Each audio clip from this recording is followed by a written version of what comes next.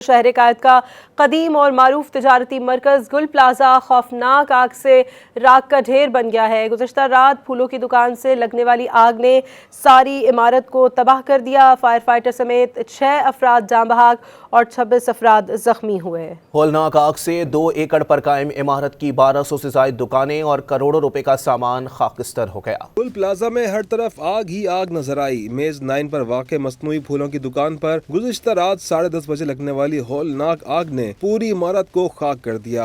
دھوئیں اور آگ نے پل بھر میں کئی جانیں نگل لیں۔ متعدد افراد نے کھڑکیوں سے کود کر جانیں بچائیں۔ سینکڑوں دکانیں اور ان میں رکھا کروڑوں کا سامان راکھ میں تبدیل ہو گیا۔ خوفناک آگ کی حدت سے قدیم عمارت کے کئی حصے زمین بوس ہو گئے، دیواروں پر دراڑیں پڑ گئیں اور ستون بھی کمزور ہو گئے۔ چیف فائر آفیسر کے مطابق آگ کی شدت خطرناک ہے، محتاط طریقے سے آگ بجھانے کی کوشش کی جا رہی ہے۔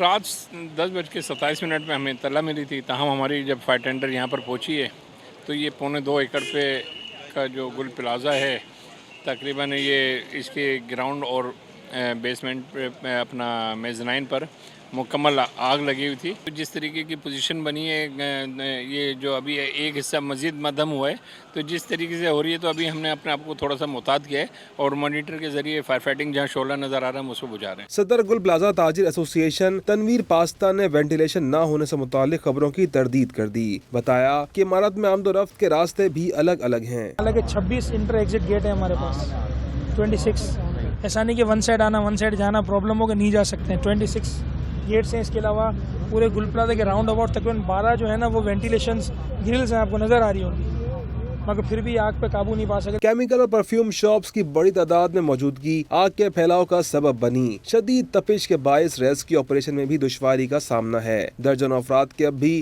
لاپتہ ہونے کی اطلاعات ہیں۔ سانحے میں جاں بحق تاجر کاشف کی نماز جنازہ گارڈن میں ادا کر دی گئی۔ صوبائی وزیر سعید غنی، ڈپٹی میئر سلمان عبداللہ مراد، اہل خانہ اور علاقہ مکینوں کی بڑی تعداد نے شرکت کی۔ گل پلازا میں لگی آگ بجھانے میں ریسکیو اداروں کے ساتھ ساتھ پاک بحریہ، رینجرز اور پولیس اہلکاروں نے بھی حصہ لیا۔